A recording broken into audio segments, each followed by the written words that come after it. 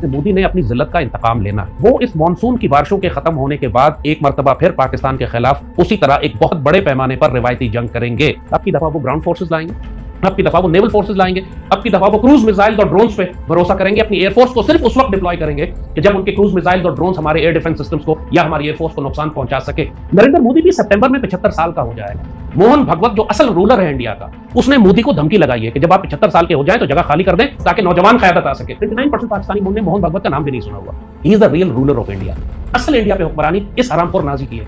India ने पाकिस्तान का पानी बंद करना ही करना। किसी इंडस वाटर ट्रीटी वायलेट कर चुके हैं ना, तो अब उन्होंने कंस्ट्रक्शन भी शुरू कर दिया। उन्होंने ये देखा है कि पाकिस्तान की स्ट्रेंथ एयरफोर्स है, लिहाजा अब वो अपनी एयरफोर्स सामने ही लेके नहीं आएंगे। पिछली जंग से पहले आपको याद होगा, हम और आप यहीं बैठे हुए थे, हमने आपसे कहा था कि पाकिस्तान के चाइनीज जेट्स जो हैं वो उनके राफेल को और वेस्टर्न टेक्नोलॉजी को मारकर गिराएंगे।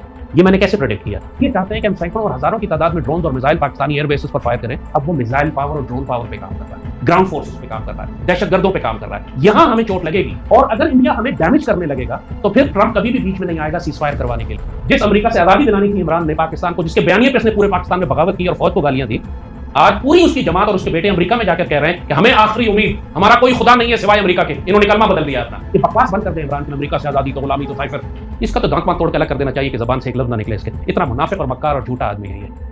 इंसान में थोड़ा सा कैरेक्टर होना चाहिए, दुश्मन भी होना कैरेक्टर हो उसके साथ। इंसान अगर मक्कार है, झूठा है, कमीना है, फरेबी है, जानी है, फिर वो दुश्मन बनने के काबिल भी नहीं है। उसको सिर्फ दफन कर देना चाहिए। तो इमरान खान के नाम पे आप इतने जज्बाती क्यों हैं? पाकिस्तान को तोड़ा है ये मुजीब है वक्त। ये टीटीपी को इस्तेमाल कर रहे हैं मुक्ति बहानी के तौर पर, बीएलए को इस्तेमाल कर रहे हैं वक्त की मुक्ति बहानी के तौर पर। क्यों? क्या गंडापुर के जो बयानात हैं इमरान की मर्जी के खिलाफ हो रहे हैं? इमरान खान साहब के कहने पे हुई है। इमरान के 100% कहने पर हो रही है। मैं आपको सबूत और दलील देता हूं इस बात की। आर्मी उन इलाकों में ऑपरेशन करना चाहती है जहन्नुम के कुत्तों और खवारिज के खिलाफ, तो मज़ामत सबसे ज्यादा कौन कर रहा है? इमरान और उसकी पार्टी। इमरान की हुकूमत है उस सूबे में। जो अभी एलामिया निकाला है पीटीआई ने कि इस सूबे में हम किसी फेडरल फोर्स को काम नहीं करने देंगे। इन्ना लिल्लाहि व इन्ना इलैहि राजिऊन। ये एक्चुअली पूरे सूबे को टीटीपी के हवाले करने जा रहे हैं जैसे पहले था। ये बताएं, इतना बड़ा एलामिया उसकी हुकूमत ने और पीटीआई ने निकाला, जहन्नुम के कुत्तों के खिलाफ एक लफ्ज नहीं बोला। जनरल फैज ने लाके क्यों बसाया था? इसी वजह से फैज का कोर्ट मार्शल हो रहा है, वो जेल में अब सजाए मौत हो जाएगी उसको। तो जनरल बाजवा को भी इसमें उसको होना चाहिए था।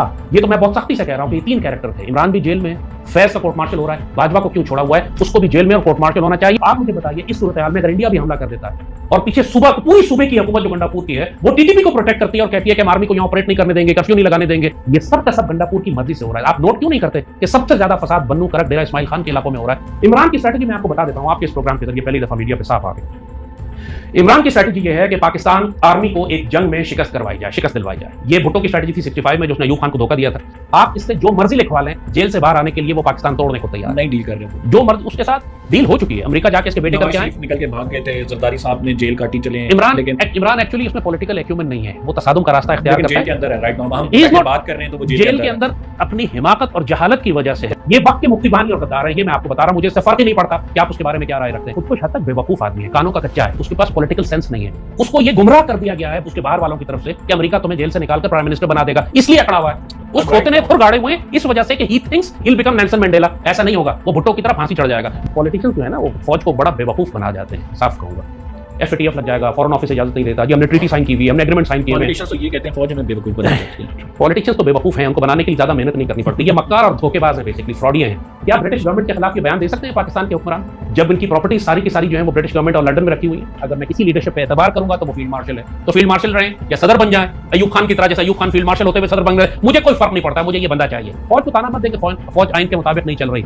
फौज को आइन ब्रेक करना पड़ता है क्योंकि सियासतदान पहले आइन ब्रेक कर चुके होते हैं। क्या ये सियासी हुकूमतें और ये जुडिशरी और ये अदलिया जिसका काम है आइन की तशरीह करना, क्या ये कुरान और सुन्नत के मुताबिक चल रहा है? नहीं चल रहा है। तो फिर बंद कर दो ना ड्रामा, ये सारा बकवास और मुनाफिकत बंद कर दें थोड़ी देर के लिए।